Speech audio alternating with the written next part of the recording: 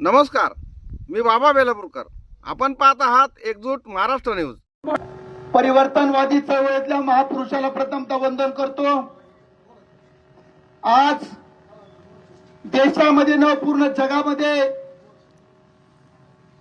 जी काल 2 दिवसापूर्वी भारताची राजधानी दिल्ली या ठिकाणी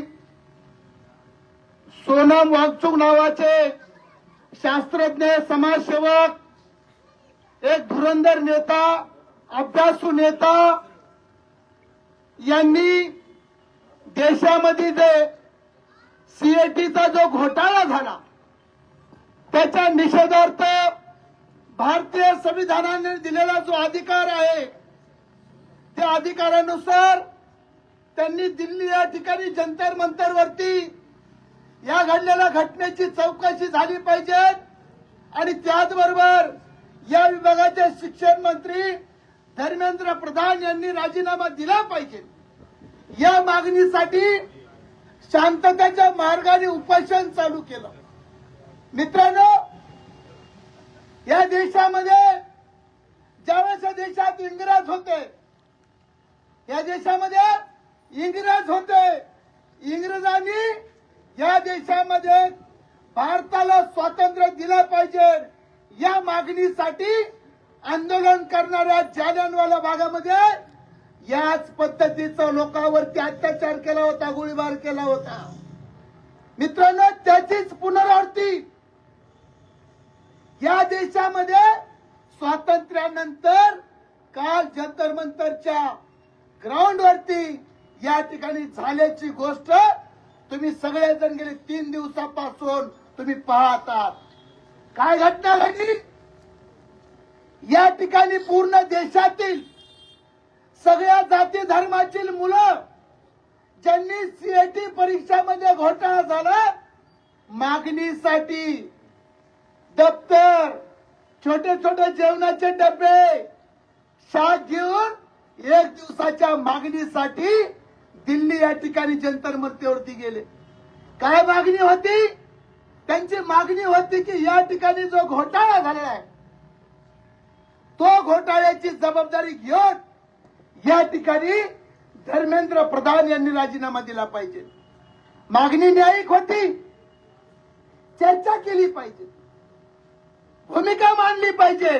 भारतीय संविधानाने दिलेला अधिकार आहे. परंतु झालं काय मित्रांनो? सगळ्या भावाला आणि बहिणींना माझी विनंती आहे, या ठिकाणी जो प्रकार घडला त्या ठिकाणी आलेल्या विद्यार्थ्यांच्या मागणीला प्रतिसाद न देता लाठीचार्ज चालू केला. लाठीचार्ज इतका भयानक केला त्या ठिकाणी जे मुलं आहेत, जे मुली आहेत यांच्यावरती लाठीचार्ज करून मारहाण करण्यात आली. त्यांना त्या ठिकाणी डोके फोडले.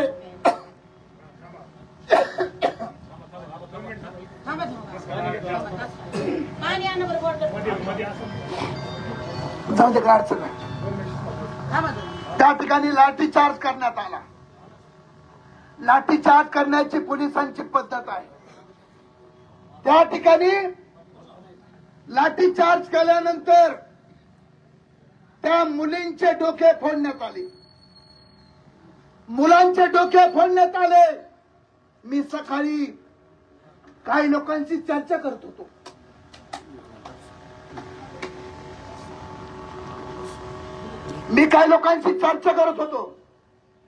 तुमच्या सगळ्याच्या माहितीसाठी सांगतो, तुम्ही सगळेजण जबाबदार नेतृत्व करणारे माणसं आहेत.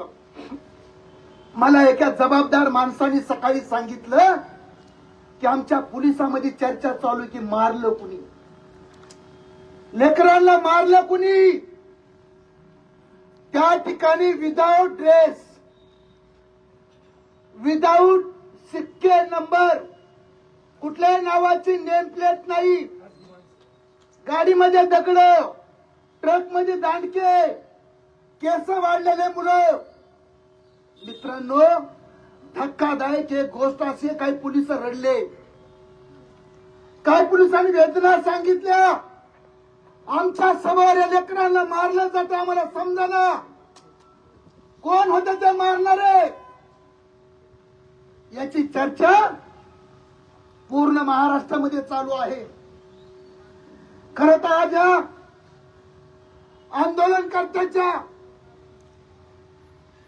भूमिकेतून माझी मागणी आहे,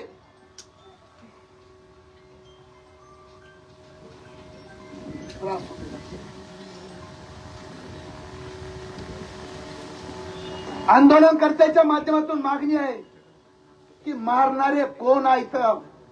सीसीटीव्ही कॅमेऱ्यामध्ये ते सगळे माणसं कैद झालेले आहेत. पोलिसांना पण माझी विनंती आहे, इथं आज पत्रकार मंडळी उपस्थित आहे, आमच्या सगळ्या आंदोलनकर्त्याच्या वतीने विनंती आहे की ज्यांनी मारहाण केली ते सीसीटीव्ही कॅमेऱ्यामध्ये बंद झालेले आहेत. ते कोण आहेत, कुणाचे मुलं आहेत, ते कुठून आले, गाडीमध्ये दगड कुणी आणले, त्या ठिकाणी पोलिसावरती दगड फेक करतो का? बाहेरून लोकांमधून काही लोक हातात दांडके असणारे पोलिसांची दगड फेक करत होते, पोलिसांमध्ये चीड निर्माण करीत होते आणि त्या ठिकाणी वेगळ्या पद्धतीचे माणसं जाऊन त्या ठिकाणी मारहाण करीत होते. दुर्दैवाची गोष्ट आहे राजू शेठ, वाईट या गोष्टीचं वाटतं. तरुण पुरी मोर्चामध्ये त्यांना पाठीमागून या ठिकाणी लोक काठ्या डोसत होते. माझे लेकरं शाळा शिकले, गरीब माझे शेतकरी कष्टकरी पोरं, गरीब माणसं मजुरी करून त्या ठिकाणी मुलं सीएटीला बसवले. डॉक्टर व्हायचं, वकील व्हायचे स्वप्न. अरे तुम्ही लेकराला पाठवून द्या, त्यांच्यावर कारवाई करा, त्यांना हुसकून द्या. तरुण पुरीचे कपडे फाडता तुम्ही आणि पाठीमागून राजू शेठ, पाठीमागून त्यांच्या अंगावरती महत्वाच्या भागावरती तुम्ही काठीने डोचवता. तुम्हाला मुली नाहीत का? तुम्हाला आया बहिणी नाहीत का? एका बाजूला तुम्ही हिंदुत्वाचा पुळका आणता, हिंदुत्वाची भूमिका मांडता आणि दुसऱ्या बाजूला तुम्ही लेकराला मारता. मुली पोलिसांच्या पाया पडत होत्या, लेकर पाया पडत होते, मारू नका तुम्ही. कोणी ऐकत नव्हतं. आठवण आली इंग्रजांची. तीच परिस्थिती या देशामध्ये पुनरावृत्ती होत आहे. मी काल ज्यावेळेस आदरणीय ॲडव्होकेट बाळासाहेब आंबेडकर साहेबांनी बंदची हाक दिली, सगळ्या पक्षांनी मदत केली. जामखेड त्याच्याही पुढे गेलं, तिथल्या सगळ्या पक्षाच्या माणसांनी पाठिंबा दिला आणि जामखेड मधल्या व्यापारी पेठेमधल्या लोकांनी 0 मिनिटांमध्ये सगळं जामखेड बंद केलं. मी सगळे आंदोलनकर्त्याला विनंती करतो की त्यांचा जोरदार टाळ्या वाजून अभिनंदन करा. लढाई एकट्याने होत नसते, लढाईला माणसं लागतात, लढायला माणसं लागतात. त्या लढ्यामध्ये माणसं नाही तो लढा पुढे जाऊ शकत नाहीये. हा देश एका वेगळ्या वळणावरती येऊन टेपलाय. मित्रांनो, आज काफीर माणसं झालेत, संसदेमध्ये चर्चा नाहीये, पुढारी बाहेर पडत नाहीत, नेते बाहेर पडत नाहीत. सकाळी मी बस स्टँडहून निघालो, आम्ही 7-8 जण जमा झालो. आम्ही एकामेकाला विचारत होतो किती माणसं गोळा होतील. आमच्या पुढे प्रश्नचिन्ह होता, परंतु आम्ही निघालो. सुरुवातीला 5 जण जमा झाले. एकटा सकाळी बस स्टँडवर आले तर कुणी दिसेना मला. मी अवधूतला फोन करतोय, वकील साहेबाला फोन करतोय, आमच्या वसीमबाईला फोन करतोय, मी काकाला फोन करतोय, कसं होईल. पण आम्ही ठरवलं की जेवढे येतील तेवढे घेऊन निघायचं. बघता बघता हा काफिला तयार झाला आणि सगळं गाव तालुक्यातली जनता तुमच्या सोबत आली. कुणी असो नाही तर नसो, पण तू जनता तुमच्या सोबत खंबीरपणे पाठीमागे आहे. मित्रांनो, लढाई मोठी आहे, देशामध्ये चर्चा चालू आहे. दुर्दैवाची गोष्ट आहे, भारतातली मीडिया शांत बसली, परदेशी मीडियाने आवाज उठवला आणि बाहेरची मीडिया आली. दुःखाची गोष्ट एक आहे, सगळ्याच्या माहितीसाठी सांगतो. हल्ला झाला भारतामध्ये, हल्ला झाला विद्यार्थ्यांवरती भारतामध्ये. मोर्चा निघतो लंडनला, मोर्चा निघतो न्यूझीलंडला, मोर्चा निघतो ऑस्ट्रेलियाला, बार्लिनला भारताच्या बाहेर जगामध्ये मोर्चे चालू झालेत आणि आपले हे म्हशीला पेलेले अवलादी घरात बसलेत. हे म्हशीला पेलेले अवलादी घरात बसलेत आणि आता दिवस उजडू द्या, थोड्या टायमाने गाव चालू झालं की पावशेर पावशेर चहा पिते आणि किलो मावा खाते आणि गप्पा मारते. अरे स्वतःच्या लेकराची इज्जत नाही रे तुम्हाला, स्वतःच्या मुलाची इज्जत नाही, तिचं रक्त तुम्ही पाण्यासारखं समजतात, तुम्ही गप्पा मारता. दाताडीच की जा तुम्ही मेलेले बरे, पुढारी मेलेले बरे. कुत्र्यानी खावा तुम्हाला, कुत्र्यानी. सगळ्या जण आले तुमच्या पुढं, सगळे तहीन माणसं आहेत तुम्ही. अरे तर कुत्र मेले तर मोर्चा होता, आंदोलन होतंय. गाय मेली तर महाराष्ट्र बंद होतोय. आणि माणसासारखे माणसं ज्या जंतर मंतर वरती लढा दिला जातो, ह्या देशातले महापुरुष त्या ठिकाणी लढले, त्या ठिकाणी रक्त सांडलं रे, रक्त सांडलं.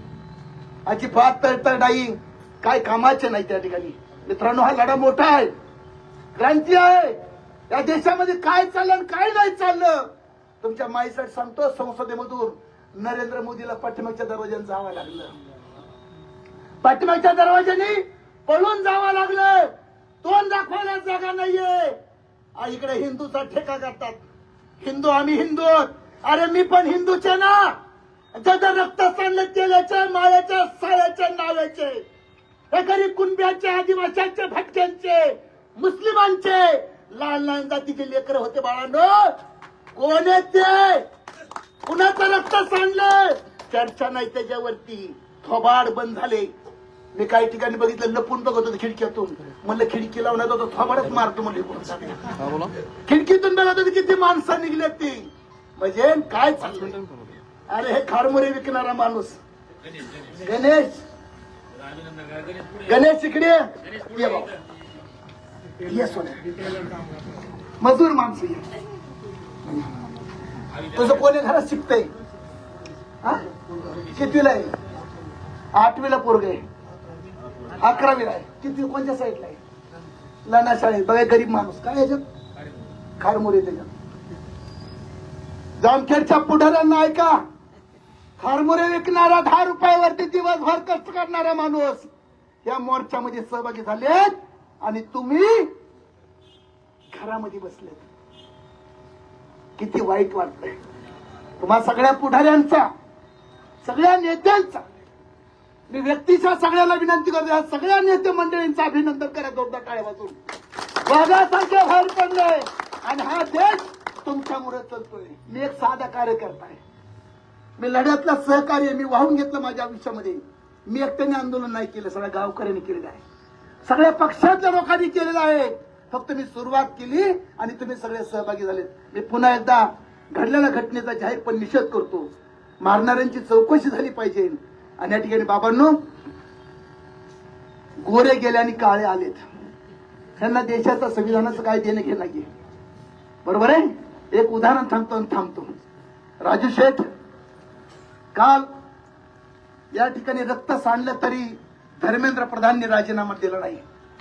शिवाजीराव निलंगेकर नावाचे मुख्यमंत्री होते महाराष्ट्रामध्ये. शिवाजीराव निलंगेकर नावाचे निलंगेचे मुख्यमंत्री होते लातूर जिल्ह्यातले. 2च मार्क वाढवले, फक्त 2च साहेब, चौधरी साहेब 2च मार्क वाढवले म्हणून त्यांनी आवाज उठवला. लोकांनी आवाज उठवणारे हेच होते सगळे. राजीनामा दिला मुख्यमंत्री पदाचा. कुठं रक्त नाही सांडलं, कुठं मारामारी नाही, काही नाही. फक्त प्रश्न विचारला, नैतिकता सांभाळून, इज्जत सांभाळून राजीनामा देऊन टाकला शिवाजीराव निलंगेकर महाराष्ट्राचे मुख्यमंत्री. साहेब, रक्त सांडलं तर राजीनामा देत नाही. इतके खालच्या थराचे माझ्या 35 वर्षामध्ये मी पुढारी कधी बघितले नाहीयेत. काही झालं तरी चालन, बिल्लाजासारखं पोलीस मारहाण करताय, रक्त सांडतंय आणि धर्मेंद्र प्रधान संसदेतून बाहेर येताना हसत गाडीत बसतायत. काय बापरे, काय काळीज ह्यांचं. माणसं आहेत का नाही हा मोठा प्रश्न आहे. ह्यांना काळीज आहे का ना हा मोठा प्रश्न आहे. मित्रांनो, लढाई जारी ठेवायची. आपलं वैयक्तिक कुणाचं काम नाहीये, हा सगळ्यांचा लढा आहे. दहशत आहे, पुढाऱ्यामध्ये दहशत आहे, विद्यार्थ्यांमध्ये सुद्धा दहशत आहे. परंतु ह्या देशाचं वैशिष्ट्य असं आहे की देशाची भूमी वांजट नाहीये. भारतरत्न डॉक्टर बाबासाहेब आंबेडकर, छत्रपती शिवाजी महाराज महात्मा ज्योतिबा फुले, मौलाना आझाद, संत तुकाराम, ज्ञानेश्वर चोख्या यांची भूमी आहे. ही वाळजाटांची भूमी नाही. चुकीचं काहीच इथं उगवत नाहीये. जे चुकीचं उगवतो ते जमिनीमध्ये गाडलं जातं. ह्यांची वेळ आलेली आहे. संघर्षाची तयारी करा. एवढीच्या ठिकाणी भूमिका मांडतो आणि थांबतो. मी एक घोषणा देतो. सर आभार मानते.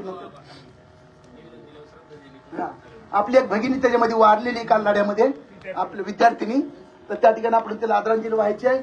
दुसरी गोष्ट मी घोषणा देतो, सगळ्यांनी वर हात करून घोषणा द्यायची आहे. संभाजीराव तुम्हाला पण द्यायचे नावाप्रमाणे, संभाजीराव मुळे पाटील. हा, सगळ्यांनी हात सोडा भाई, जोरात सगळ्यांनी वर हात करायचे. सरकारला समजू द्या. तहसीलदार साहेब सांगणार की सगळे मोठे पिटलेत, पलीकडे बरेच जण आहेत, भीतीच्या पलीकडे काय चाललंय ती. सगळ्यांनी वर हात करायचंय. माझी तुम्हाला शपथ आहे, तुमच्या लेकराची, बायकोची, सगळ्याची शपथ आहे तुम्हाला. लेकराची नाही पण बायकोची तरी काय अडचण आहे. सगळ्यांनी, ज्याला नाही झालं त्याची होणार आहे बायकोची. बरोबर आहे. जोरात सगळे होणार. भारतीय संविधानाचा, भारतीय संविधानाचा, छत्रपती शिवाजी महाराजांचा, बाबासाहेब आंबेडकरांचा. तुर्तास एवढेच. भेटूया पुढच्या बातमीपत्रात. जय हिंद, जय महाराष्ट्र.